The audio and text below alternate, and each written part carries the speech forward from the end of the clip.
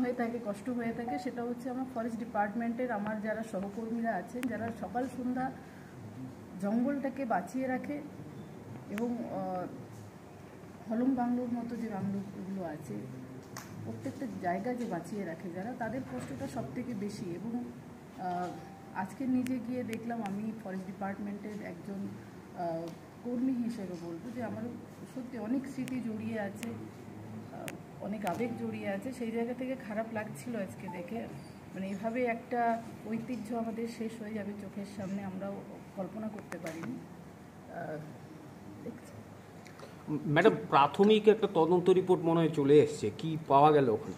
দেখুন, আমাদের forest department থেকে একটা কমিটি গঠন করা হয়েছিল, তার রিপোর্ট গেছে। আমি সেই রিপোর্ট নিয়ে এখন বলবো না, কারণ এখনও ফায়ারের থেকে যে রিপোর্টটা এবং পুলিশ থেকে যে রিপোর্টটা সেটা নবান্নে পৌঁছাবে। এবং আমাদের মুখ্যমন্ত্রী ম্যাডাম আছেন মমতা বন্দ্যোপাধ্যায়, উনি টোটালটা দেখার পর তারপরেই আমরা কিন্তু বলতে পারবো। বন দপ্তরের শীর্ষ আধিকারিক কালকে কলকাতায় একটা প্রাথমিক রিপোর্ট জমা দিয়েছে, এই সময় কি বলবেন? ওই রিপোর্টে এমন কি ছিল?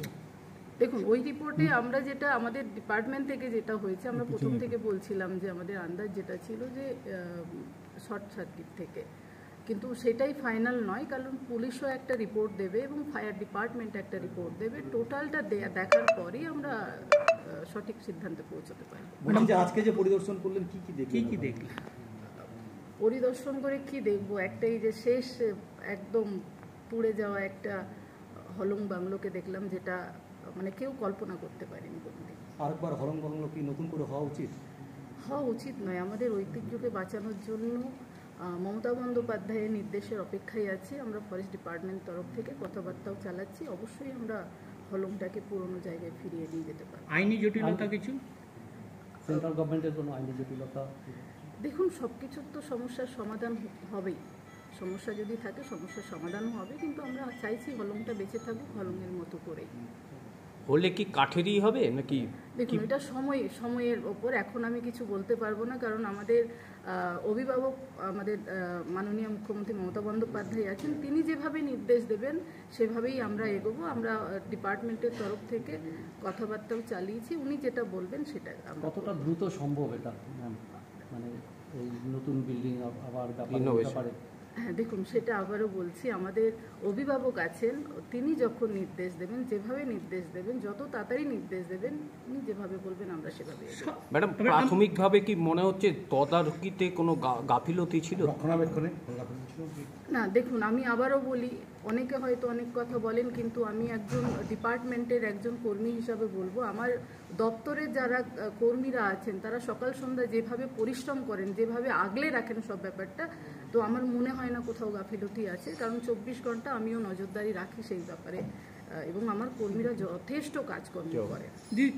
একটা বিষয় নিয়ে বারবার প্রশ্ন উঠছে হলং বাংলো নিয়ে, যে এই হলং বাংলো একদিকে রক্ষণাবেক্ষণের কিছুটা অভাব ছিল, দ্বিতীয় নম্বর কথা হলো আজকে আপনি বলতে পারলেন না প্রাথমিক রিপোর্ট কি হতে পারে, অনেকগুলো দপ্তরের রিপোর্ট একসঙ্গে আসলে পরে বোঝা যাবে, অথচ বন দপ্তরের উচ্চপদস্থ আধিকারিকরা বারবার বলে যাচ্ছেন শর্ট সার্কিট থেকে আগুন লেগেছে।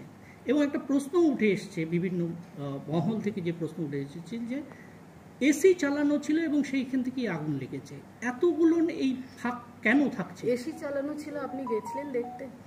যারা বলছেন তারা কি গেছিলেন দেখতে? একটা দেখুন, সবাই এখন মশলাদার একটা নিউজ তৈরি করার জন্য রেডি থাকে, যার জন্য এত রকমের গল্প। এসি চালানো, এসি থেকে আরম্ভ করে সমস্ত রকমের যে ইলেকট্রিক যে ব্যাপারগুলো ছিল সেগুলো কিন্তু স্টপ ছিল, অফ ছিল আমাদের। কিন্তু হ্যাঁ, পুরো হলং বাংলোটাতে কিছু লাইট তো জ্বলছিল, যেটা বারান্দায়, মানে পুরোটাকে তো অন্ধকার রাখা যায় না, তো সেই জায়গা থেকে আমরা অনুমান করছি। কিন্তু এসির যে ব্যাপারটা, যেটা বারবার করে বলানো হচ্ছে, একটা ভুল একটা বার্তা পাবলিককে দেওয়া হচ্ছে, আমি সবাইকে অনুরোধ করব এই বার্তাটা একটু বন্ধ করা হোক, সব কিছুতে রাজনীতি না ঢোকানো হোক। কারণ এসির গল্পটা যারা ছিলেন না, তারা বাইরে নতুন করে একটা গল্প তৈরি করে বাজারটাকে যারা গরম করতে চাইছেন, তাদের সবাইকে অনুরোধ করব যে এই গরম করা বাজারের গল্পটাকে বন্ধ করা হোক। দিদি, লাস্ট অবধি হলং বাংলোতে লাস্ট কোন কোন মানুষ ছিলেন আর কি, কোনো রিপোর্ট আপনার কাছে গিয়ে পৌঁছেছে? অবশ্যই আমাদের দেখুন, যারা মানে আমার কর্মীরা আছেন, আমার রেঞ্জ অফিসার, তারা ছিলেন সেখানে, এবং ওইখানে যারা কাজ করেন সেখানে তো কিছু মানুষ থাকেনও আমাদের, তারা ছিলেন যারা কর্মচারী। কারণ শেষ গেস্ট কতদিন আগে লাস্ট গেছে? 15 তারিখ থেকে আমাদের গেস্ট বন্ধ থাকে, 15 তারিখ থেকে কোনো গেস্ট ছিলেন না। একটা গোপনীয়তা অবলম্বন করা হচ্ছে বলে অভিযোগ, এবং সেখানে প্রবেশ নিষিদ্ধ করে দেওয়া হয়েছে, অথচ শাসক দলের বহু মানুষ সেখানে প্রবেশ করছে, কিন্তু স্থানীয় সাংসদ বা অন্যান্যরা প্রবেশ করতে পারছে না, সাংবাদিকরা প্রবেশ করতে পারছে না। এত গোপনীয়তা কেন? সাংসদ যেতে পারেননি? হ্যাঁ, সাংসদ দেখুন, বিধায়ক আমি অ্যাজ এ বন দপ্তরের একজন কর্মী হিসেবে আমি এমএলএকে সাথে নিয়ে গেছি। সাংসদ যদি আমাকে বলতেন, সাংসদকে আমি নিয়ে যেতাম, কিন্তু কখনোই এটা নয় যে আমরা সব কিছু গোপন করার চেষ্টায় আছি। আমরা 15 তারিখ থেকে যেহেতু জঙ্গল বন্ধ থাকে, আমাদের পশু পাখির দিকটাতেও ভাবতে হয়, তার জন্য একটা আছে। আর একটা হচ্ছে যেহেতু তদন্ত চলছে, তাই আমরা সবাইকে ঢুকতে বলতে পারি না সেই জায়গা থেকে। এবং আপনাদেরও আমি বলছি বারবার যে তদন্তে সবাই আপনারা একটু সহযোগিতা করুন, সঠিক তদন্তটা হোক, সেটা যাতে হতে পারে তার জন্য সহযোগিতা করেন। বাজার গল্প মানে এক তো সবার মনের মধ্যে একটা যন্ত্রণা আছে, হলং বাংলোটাকে আমরা হারিয়েছি, সেই জায়গাটা যাতে পুনরায় ঠিকঠাক জায়গায় পৌঁছয় এবং পাবলিকের সামনে খুলে দেওয়া যায়, তার জন্য সহযোগিতা করুন। গল্প, নতুন নতুন গল্প বানিয়ে পাবলিকের মনটাকে আর ভারাক্রান্ত করবেন না, আপনাদের কাছে অনুরোধ করবো। এবং তার সাথে সাথে আমার যারা ডিপার্টমেন্টের কর্মচারী আছেন, আমার অফিসার্সরা আছেন, তাদের যে ব্যথা, তাদের যে বেদনা, সেটাকে একটু সবাই মিলে একটু পাশে দাঁড়ানোর